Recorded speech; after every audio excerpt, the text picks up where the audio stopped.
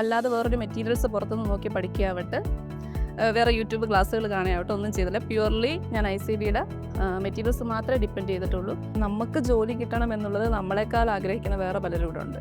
അവരത്രയും effort എടുത്തും അത്രയും ഇതോടുകൂടി നമ്മളെ പഠിപ്പിക്കുമ്പം തീർച്ചയായും നമ്മളും ആ എഫോർട്ട് എടുക്കണമല്ലോ. നമ്മളും കുറച്ചും കൂടെ വർക്ക് ചെയ്യണം എന്ന് എനിക്ക് മനസ്സിലായി. ഹായ് എവ്രിവൺ, എൻ്റെ പേര് ഫാത്തിമ അയ്യൂബ്. ഞാൻ കൊല്ലം ജില്ലയിൽ നിന്ന് ഓയൂർ എന്ന് പറഞ്ഞ സ്ഥലത്ത് നിന്ന് വരുന്നു. ഞാനൊരു MSc മാത്സ് ഗ്രാജുവേറ്റ് ആണ്. ഞാൻ കൊല്ലം ശ്രീനാരായണ കോളേജിലാണ് പഠിച്ചത്. PG പാസ് ഔട്ട് ആയപ്പോൾ തന്നെ ഞാൻ ICD വന്ന് ജോയിൻ ചെയ്തു. ഒരു ഒക്ടോബർ നവംബർ ടൈമിലാണ് ഞാനിവിടെ ജോയിൻ ചെയ്യണത്. ആൻഡ് വന്ന സമയത്ത് ഒരുവിധം എക്സാംസ് ഒക്കെ കഴിഞ്ഞിട്ടുണ്ടായിരുന്നു. പിന്നെ SBIയുടെ ക്ലർക്കോ എക്സാം മാത്രമേ ഉണ്ടായിരുന്നുള്ളൂ. എഴുതി ഒന്നും കിട്ടിയില്ല. തുടക്കമാണെന്ന് വിചാരിച്ച് അതിനെക്കുറിച്ച് ബോധേഡായില്ല. പഠിച്ചു തുടങ്ങി.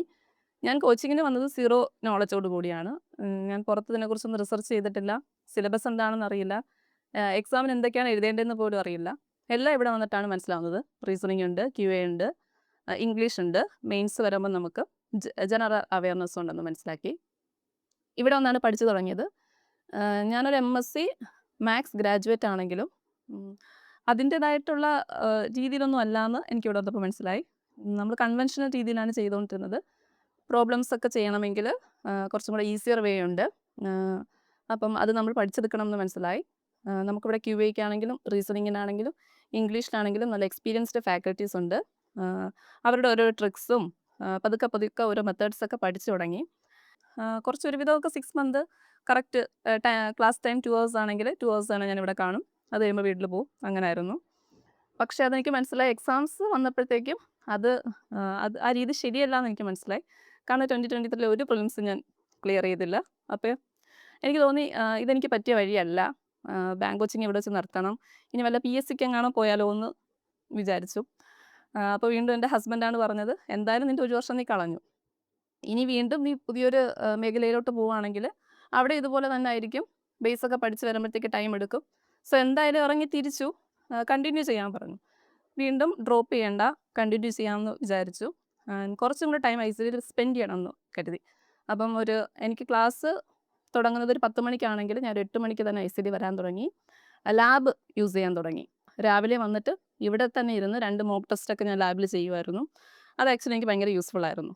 പതുക്കെ പതുക്കെ എൻ്റെ കോൺഫിഡൻസ് കൂടി വന്നു. എൻ്റെ മാർക്ക് ഇമ്പ്രൂവ് ആയി വന്നു.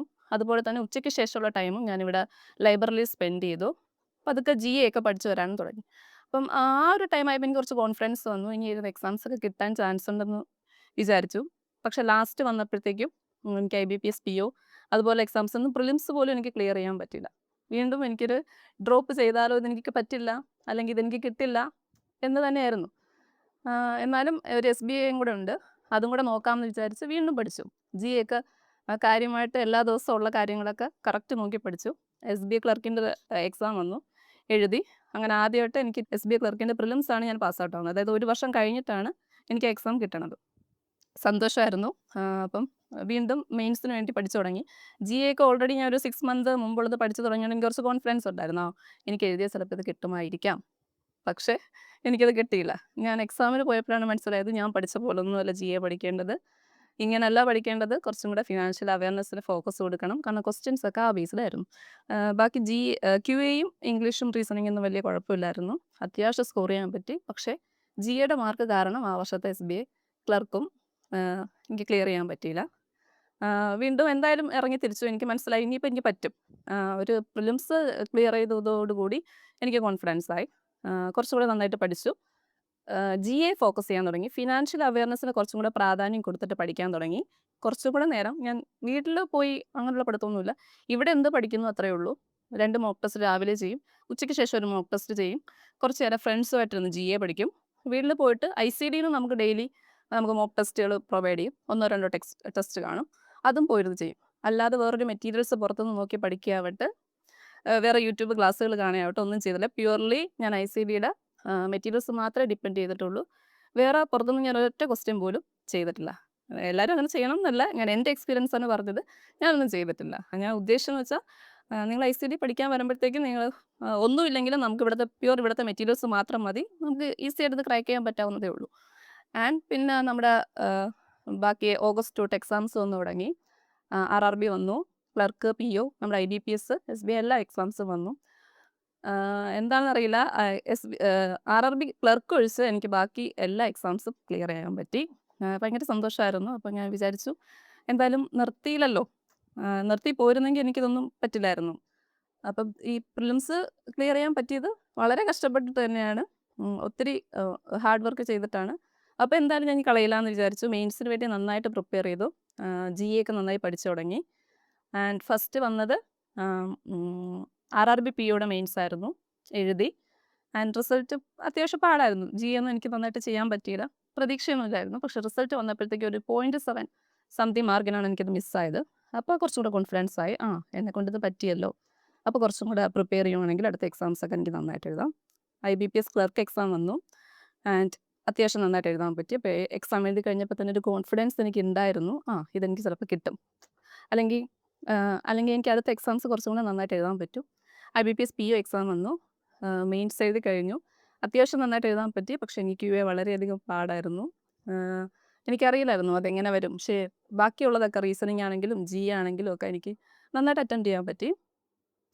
അപ്പം പതുക്കെ റിസൾട്ടും വന്നു തുടങ്ങി. അപ്പോഴാണ് RRB POയുടെ റിസൾട്ട് വന്നത്. അത് കിട്ടിയില്ല. ആൻഡ് പിന്നെ വന്നത് IBPS PO റിസൾട്ടായിരുന്നു. ആ റിസൾട്ട് എനിക്ക് ഭയങ്കര ഷോക്കിംഗ് ആയിരുന്നു. ആൻഡ് മെയിൻ കട്ട് ഓഫിനെക്കാളും എനിക്ക് ഒരു 20ഓളം മാർക്ക് എക്സ്ട്രാ വന്നിട്ട് ഞാൻ QAയുടെ സെക്ഷനിൽ കയറാതെ ആ എക്സാമിന് ഔട്ടായിപ്പോയി. ഇത്രയും നാൾ പഠിച്ചതിൽ എനിക്ക് ഏറ്റവും വിഷമമുള്ളൊരു മൊമെൻ്റ് അതായിരുന്നു. ഇനി ഞാൻ പഠിക്കത്തില്ല, ഇനി ഞാൻ എക്സാം ഒന്നും എഴുതത്തില്ല, എന്നെക്കൊണ്ടിത് പറ്റില്ല, എനിക്കിത് കിട്ടില്ല, ഞാൻ ഒട്ടും ലോകത്തെ ഏറ്റവും ഭാഗ്യമില്ലാത്തൊരു കുട്ടി ഞാനാണ് എന്നൊക്കെ പറഞ്ഞ് ഫുൾ ഡാർക്കായിരുന്നു. അപ്പോഴും എൻ്റെ ഹസ്ബൻഡാണ് പറഞ്ഞത്, ഇല്ല, നീ ഇത്ര എത്തിയിട്ടുണ്ടെങ്കിൽ നിനക്കിത് കിട്ടും, ആൻഡ് നിന്നെക്കൊണ്ടിത് സാധിക്കും. ക്ലാസ്സിൽ വന്ന സമയത്ത് അൻസർ മിസ് പറഞ്ഞതായിട്ട് എനിക്ക് നല്ല ഓർമ്മയുണ്ട്. നിങ്ങൾക്കിപ്പോൾ ഈ എക്സാം കിട്ടിയില്ല എന്ന് വിചാരിച്ച് നിങ്ങളാരും വിഷമിക്കരുത്. ആൻഡ് എനിക്കറിയാം, ഒരു 2-3 മാസം കഴിഞ്ഞാൽ നിങ്ങളെ ആരും ഞാനിവിടെ കാണാൻ പോകുന്നില്ല. തീർച്ചയായും നിങ്ങൾക്കൊക്കെ ഏതെങ്കിലുമൊക്കെ എക്സാം കിട്ടി നിങ്ങൾ പോവും. കിട്ടുന്ന സമയത്ത് നിങ്ങൾക്ക് എല്ലാം കൂടെ ഒരുമിച്ചായിരിക്കും കിട്ടാൻ പോകുന്നത്. അപ്പോൾ നിങ്ങൾ ഏത് ജോലിക്ക് പോകണം എന്നുള്ള കൺഫ്യൂഷനിലായിരിക്കും നിങ്ങൾ. അപ്പോൾ അതിൽ നിന്ന് എനിക്ക് മനസ്സിലായത്, നമുക്ക് ജോലി കിട്ടണം എന്നുള്ളത് നമ്മളെക്കാൾ ആഗ്രഹിക്കുന്ന വേറെ പലരും ഇവിടെ ഉണ്ട്. അവരത്രയും എഫോർട്ട് എടുത്തും അത്രയും ഇതോടുകൂടി നമ്മളെ പഠിപ്പിക്കുമ്പം തീർച്ചയായും നമ്മളും ആ എഫോർട്ട് എടുക്കണമല്ലോ. നമ്മളും കുറച്ചും കൂടെ വർക്ക് ചെയ്യണം എന്ന് എനിക്ക് മനസ്സിലായി. എന്തായാലും ഈ സീസണിൽ തന്നെ എവിടെയെങ്കിലും ഒരു എക്സാം ഏതെങ്കിലും എനിക്ക് കിട്ടും, ഒന്നെങ്കിലും എനിക്ക് കിട്ടുമെന്ന് ഞാൻ വിശ്വസിച്ചു. ആൻഡ് അപ്പോഴാണ് LBO പുതിയതായിട്ടൊരു പോസ്റ്റ്, യൂണിയൻ ബാങ്കിൻ്റെയാണ് ഫസ്റ്റ് വിളിക്കുന്നത്. LBO പോസ്റ്റ് വിളിച്ചു. നമ്മുടെ PO പോസ്റ്റ് തന്നെയാണ്, പക്ഷെ 10 വർഷം നമുക്ക് കേരളത്തിൽ ജോലി ചെയ്യാം. അങ്ങനൊരു പോസ്റ്റ് വന്നു. അപ്ലൈ ചെയ്തു. പ്രത്യേകിച്ച് പ്രതീക്ഷയൊന്നുമില്ല. ആ ഒരു ടൈമിൽ അത്യാവശ്യം വർക്ക് ചെയ്യുന്നതുകൊണ്ട് പോയി എക്സാം എഴുതി. ആ എക്സാം മെയിൻസ് ക്ലിയറായി. ഇൻ്റർവ്യൂവിന് വിളിച്ചു. ആൻഡ് ആദ്യമായിട്ടാണ് നമ്മുടെ ഒരു പബ്ലിക് സെക്ടർ ബാങ്കിന് ഇൻ്റർവ്യൂവിന് പോകുന്നത് ഫസ്റ്റ് ടൈമാണ്. ഇടയ്ക്ക് വെച്ച് ധനലക്ഷ്മി, IDBI പോലുള്ള പ്രൈവറ്റ് സെക്ടർ ബാങ്ക്സിന് ഇൻ്റർവ്യൂസൊക്കെ ഇടയ്ക്ക് വെച്ചുണ്ടായിരുന്നു. ഇൻ്റർവ്യൂസിന് ക്ലാസ് ഇവിടെ തന്നിട്ടുണ്ടായിരുന്നു. ആ 2 ഇൻ്റർവ്യൂവിൻ്റെ എക്സ്പീരിയൻസും ഇവിടെ തന്ന ഇൻ്റർവ്യൂവിൻ്റെ ക്ലാസ്സും ഈ ഒരു ഇൻ്റർവ്യൂവിന് എനിക്ക് ഭയങ്കര ഹെൽപ്ഫുള്ളായിരുന്നു. ഇൻ്റർവ്യൂ പോയി തരക്കേടില്ലാത്ത രീതിയിൽ അറ്റൻഡ് ചെയ്തു. ആ ഇൻ്റർവ്യൂവിന് പോകുന്നതിന് അന്നത്തെ ദിവസം ഏപ്രിൽ 1 നമ്മുടെ IBPS ക്ലർക്കിൻ്റെ റിസൾട്ട് വന്നത്. അങ്ങനെ ഞാൻ ക്ലർക്ക് എനിക്ക് ആദ്യമായിട്ട് ഒരു എക്സാം ഞാൻ പാസ്സായി. എനിക്കതിൻ്റെ മെയിൻസ് കിട്ടി. ഭയങ്കര സന്തോഷമായിരുന്നു. തീർച്ചയായും ഉറപ്പിച്ചു, എന്തായാലും എനിക്ക് ക്ലർക്ക് കിട്ടി. ഇനി ഒന്നും കിട്ടിയില്ലെങ്കിലും കുഴപ്പമില്ല, ഇത്രയും കഷ്ടപ്പെട്ടതിനൊരു ഫലം ഉണ്ടായല്ലോ, ഒരു എക്സാം കിട്ടിയല്ലോ, വളരെ സന്തോഷമായിരുന്നു. അപ്പം clerk, IBPS clerk Indian overseas ബാങ്കിൽ എനിക്ക് കിട്ടി. അതിന് പോകാൻ തയ്യാറായി നിൽക്കുമ്പോഴാണ് LBOയുടെ റിസൾട്ട് വളരെ പെട്ടെന്ന് തന്നെ വന്നു. ആൻഡ് എനിക്കത് ക്രാക്ക് ചെയ്യാൻ പറ്റി. സോ IBPS PO പോയതിന് വളരെയധികം വിഷമിച്ച ഒരാളാണ് ഞാൻ. അപ്പോൾ ഞാൻ വിചാരിച്ചു, അത്രയും വിഷമിച്ചെങ്കിലും എനിക്ക് സെയിം പോസ്റ്റ് തന്നെ കേരളത്തിൽ തന്നെ നിൽക്കാനുള്ള അവസരത്തോടു കൂടി LBO എനിക്ക് കിട്ടി. വളരെ സന്തോഷമായിരുന്നു. ഇത്രയും നാൾ കഷ്ടപ്പെട്ടതിനൊക്കെ ഒരു പ്രയോജനം കിട്ടിയല്ലോ.